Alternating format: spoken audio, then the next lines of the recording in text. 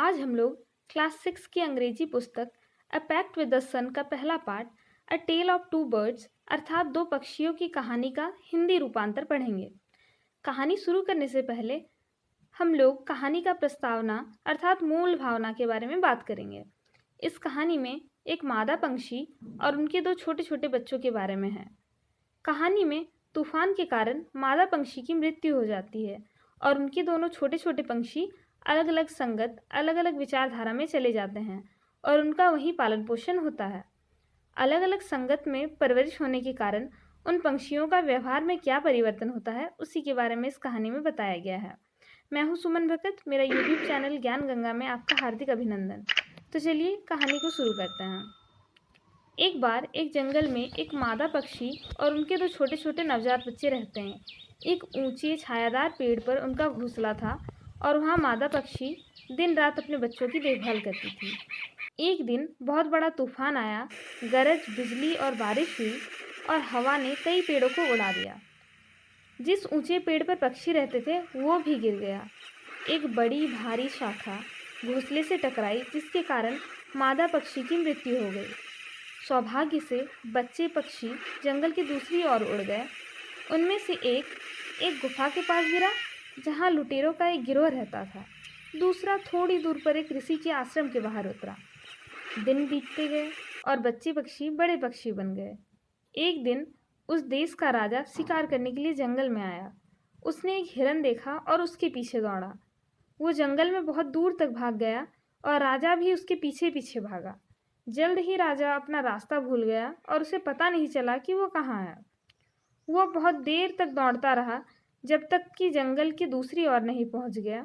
अब तक राजा बहुत थक चुका था। वो अपने घोड़े से उतर गया और एक पेड़ के नीचे बैठ गया जो कि एक गुफा के पास था।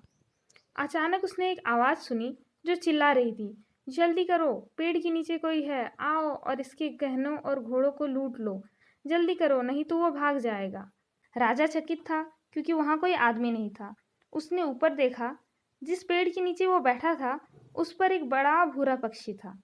उसने गुफा से आती हुई हल्की आवाज़ें भी सुनी। वो जल्दी से अपने घोड़े पर सवार हुआ और जितनी तेजी से हो सकता था भाग गया। जल्द ही वो एक खुले मैदान में पहुंच गया जो एक आश्रम जैसा लग रहा था। यह ऋषि का आश्रम था। राजा ने अपना घोड़ा एक पेड़ से बांधा और उसकी छाया में बैठ गया। अचानक उसने एक मधुर आवाज़ सुनी, आश्रम में आपका स्वागत है श्रीमान, कृपया अंदर जाकर आराम करें, ऋषि जल्द ही वापस आएंगे। बर्तन में थोड़ा ठंडा पानी है, कृपया पीकर आराम करें। राजा फिर चकित था क्योंकि वहाँ भी कोई आदमी नहीं था। राजा ने देखा पेड़ पर एक बड़ा भूरा पक्षी था। वो चकित था। ये गुफा के बाहर वाले पक्षी जैसा दिखता है, उसने खुद से ऊंची आवाज़ में कहा। आप सही कह रहे हैं श्रीमान, पक्षी ने उत्तर दिया। वो मेरा भाई है, लेकिन उसने लुटेरों से दोस्ती कर ली है। अब वो उन्हीं की तरह बातें करती है और अब मुझसे बात भी नहीं करता। तभी ऋषि आश्रम में दाखिल हुए। स्वागत है श्रीमान, उन्होंने राजा से कहा। कृपया अंदर आएं और अपने घर जैसा महसूस करें। आप थके हुए लग रहे हैं, थोड़ी देर आराम करें, फिर आप खाना खा सकते हैं। राजा ने ऋषि को दोनों पंछियों की कहानी सुनाई और बताया कि कैसे उनमें से प्रत्येक ने एक जैसा दिखने के बावजूद अलग अलग व्यवहार किया। जंगल आश्चर्यों से भरा है, उन्होंने कहा। संत ने मुस्कुराते हुए कहा, आखिरकार कोई व्यक्ति अपनी संगति से ही जाना जाता है। उस पक्षी ने हमेशा लुटेरों की बातें सुनी है। वो उन्हीं की नकल करता है और लोगों को लूटने की बात करता है। इसने वही दोहराया है जो उसने हमेशा से सुना है। और दूसरा पक्षी जो सही संगत में रहता है, हमेशा सही बात सुनता है, उसका व्यवहार में साधु के आचरण जैसा है। वो आश्रम में लोगों का स्वागत करता है, जैसे अंदर आओ, आराम करो, पानी पियो, खाना खाओ।